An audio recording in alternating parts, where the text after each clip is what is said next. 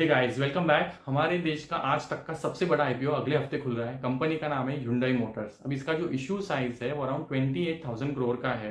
और ये अगर अपने लिस्टिंग के जो प्राइस बैंड है अपर रेंज में अगर लिस्ट होता है अराउंड 1900 रुपीज, तो लिस्टिंग डे पे इसका मार्केट कैप होगा more than 1.5 lakh crore, which is more than 19 billion dollars. तो काफी मीनिंगफुल साइज है इसके आईपीओ का। एंड काफी बज है इसके आईपीओ के अराउंड मार्केट में, क्योंकि इतने बड़ा साइज का जब आईपीओ आता है and if you apply there is a better chance कि आपको अलॉटमेंट भी मिल जाएगा। तो does it really make sense? और क्योंकि इतना बड़ा आईपीओ, आई थॉट इसके बारे में थोड़ा बात करना तो बनता है। And if you really thinking कि आपको इन्वेस्ट करना है कि नहीं, तो I think you should definitely look at what points I am going to share. No, I am not going to go into all basic details like IPO खुलने वाला कब है, बंद कब होने वाला है, रिटेल के लिए कितना एलोकेशन है, लिस्टिंग डे क्या है। तो यू कैन गूगल, आपको इजीली वो सब चीज़ें मिल जाएंगी। तो हम फोकस करने वाले हैं इसका परफॉर्मेंस पास्ट में कैसा रहा है, ग्रोथ की प्लान्स क्या है, मार्जिन कैसे रहे हैं, इनकी स्ट्रैटेजी क्या है, ये कुछ एक्सपेंशन कर रहे हैं क्या, और इनके लिए कुछ नेगेटिव्स है क्या, हम लोग वो सब चीज़ों पे फोकस करने वाले हैं। तो चलिए शुरू करते हैं। तो पहली बात कि आईपीओ इनका बेसिकली एक ओएफएस है, मतलब जो इनकी पेरेंट कंपनी है Hyundai मोटर्स, जो साउथ कोरिया बेस्ड कंपनी है, ये अपना हिस्सा बेच रहे हैं। ओएफएस है प्योरली ऑफर फॉर सेल। तो कंपनी जो है Hyundai इंडिया, इनको कुछ भी 1 रुपया नहीं मिलने वाला, इसमें से पूरा का पूरा जो पैसा है वो बाहर जाने वाला है। और यही होता है जब आईपीओ इतने बड़े आते हैं और पैसा मार्केट से निकल जाता है, लिक्विडिटी मार्केट से निकल जाती है, तो शॉर्ट टर्म में आईपीओ जनरली अच्छा नहीं करते, but may be they might do well in the long term. अगर इनके नंबर्स अच्छे आते हैं, परफॉर्मेंस में वो ग्रोथ विजिबिलिटी है, तो ये अच्छा कर सकते हैं।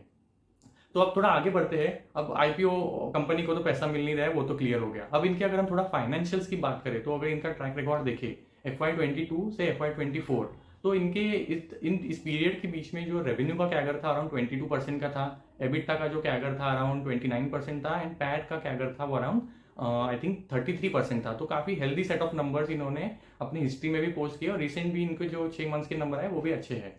तो ये होगी इनके फाइनेंशियल्स की बात। अब जो यहाँ पे पॉइंट नोट करने वाला है वो है इनके मार्जिन। तो आप देखेंगे इनके एबिटा मार्जिन जहाँ पे 6% के आसपास थे, अभी अराउंड 8.5 9 के आसपास जा रहे हैं। पैट मार्जिन की मैं बात कर रहा हूँ, और एबिटा मार्जिन जो अराउंड 11-12% थे, अभी 13.5 14 के आसपास जा रहे हैं।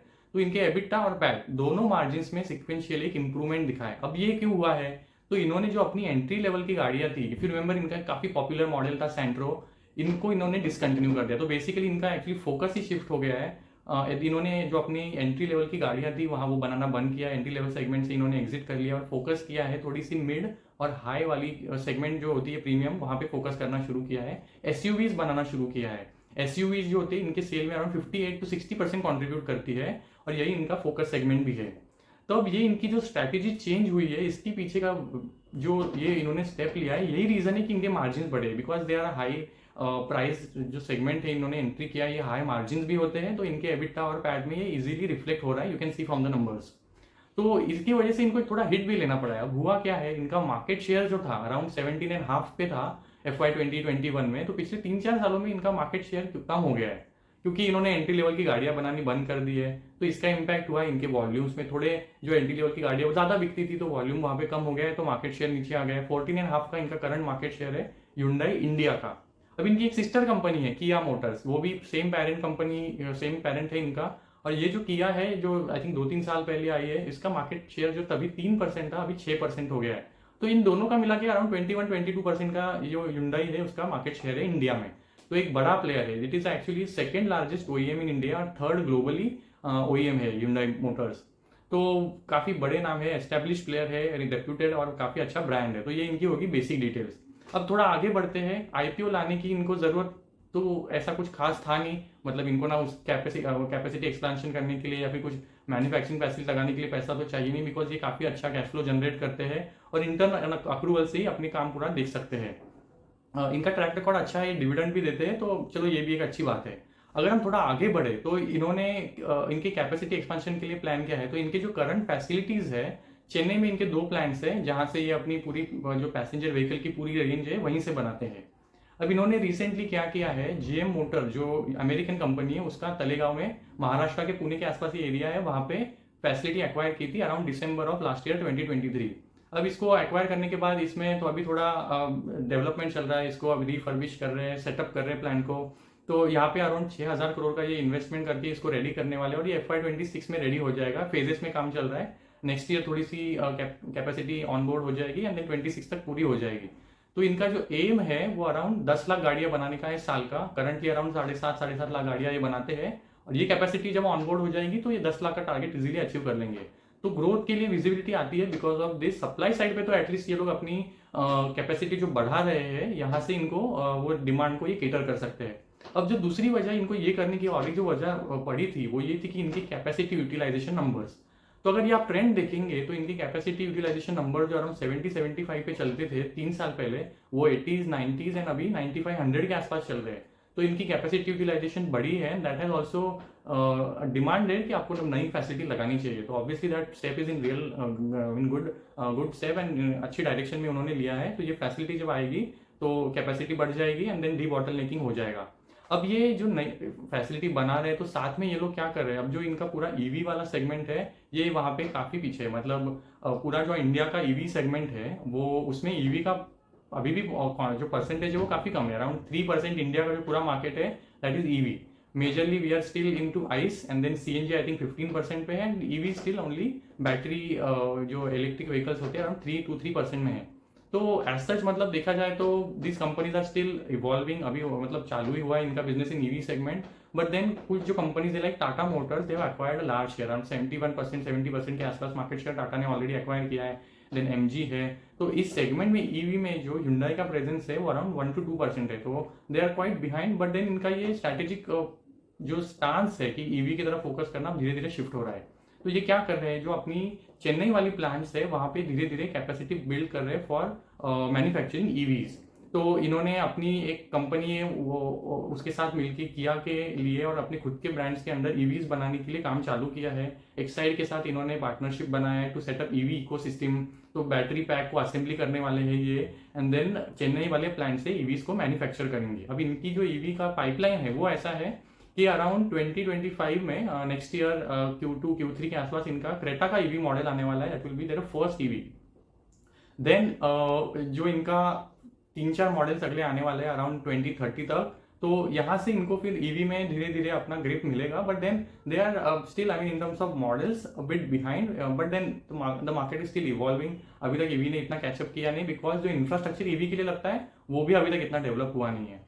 अब थोड़ा आगे बढ़ते हैं। अब what gives advantage to Hyundai motors is their strong network. मतलब अगर हम देखेंगे इनका जो सर्विस का नेटवर्क है या फिर इनके जो सेल्स आउटलेट्स है वो काफ़ी स्ट्रॉन्ग है। मतलब ऑब्वियसली मारुति के साथ हम कंपेरेबल नहीं है। Maruti is a very big player when it comes to service outlets, but then it is still second largest. Around 1500 के पास इनके सर्विस आउटलेट्स है, and that is probably the reason ये इतना बड़ा मार्केट शेयर होल्ड भी करते हैं। बिकॉज कार तो ऐसा नहीं होता कि हम 2 साल में 3 साल में बदल देते हैं। We generally own car for long duration, तो we need good service. And ये अगर कोई player may be even if it is a foreign player, if it is fulfilling that promise to service you well, तो we stick by, right. I mean यही reason है इनका जो service network है वो स्ट्रॉन्ग है।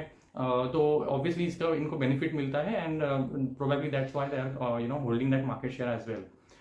तो अब थोड़ा आगे बढ़ते हैं। हमने फाइनेंशियल्स की तो बात की, अब और मार्जिन की भी बात कर ली। अब अगर जो मुझे इनके लिए नेगेटिव, जब मैं इनके रेड हेरिंग प्रोस्पेक्टिव से जा रहा था, जो एक पॉइंट मुझे थोड़ा सा इनके लिए नेगेटिव दिखा वो था एक लिटिगेशन का इन पे एक चार्ज था। मतलब there are few cases which are some of them are tax related, some of them are related to criminal cases. और इसका जो पूरा अमाउंट आउटस्टैंडिंग लिटिगेशन का है वो अराउंड 6000 करोड़ का है। नाउ इफ यू रिकॉल, जब मैंने फाइनेंशियल्स की बात की थी फॉर Hyundai मोटर्स, तो इनका जो साल का प्रॉफिट है अराउंड 6000 करोड़ है। तो ये लिटिगेशन अगर goes in against the favor of company, तो it's a quite a big amount। तो I found this one of the very critical aspect। इनके ऊपर एक litigation वाली कुछ points है, and इसका amount जो actually काफी significant है। तो I think I should share that। अब इसके अलावा जो एक थोड़ा सा नेगेटिव है वो है रॉयल्टी पेमेंट्स। अब ये क्योंकि इनकी parent company south Korea based है, तो ये अपने पेरेंट्स कंपनी को क्या करते हैं, रॉयल्टी देते हैं। मारुति भी देता है, देन HUL देता है, तो ये नेस्ले देता है। क्वाइट अ फ्यू कंपनीज जो जिनके parent companies obviously other countries वाले होते हैं, उनको अपनी पेरेंट कंपनी को ये रॉयल्टी देते हैं। तो ये रॉयल्टी वाला जो पेमेंट था एवरी ईयर जो करते हैं अपने प्रॉफिट का, अराउंड ये 2.3-2.2 करते थे। अब ये कैलेंडर ईयर में ये पहुंच गया है 3.5%।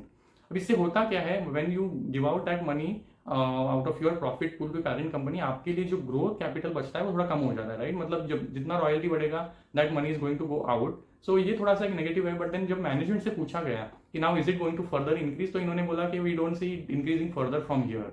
तो so these were some of the points I thought they are significant and one should really look at. EVs के बारे में भी हमने बात की है, ईवी का इनका पूरा सेटअप क्या है।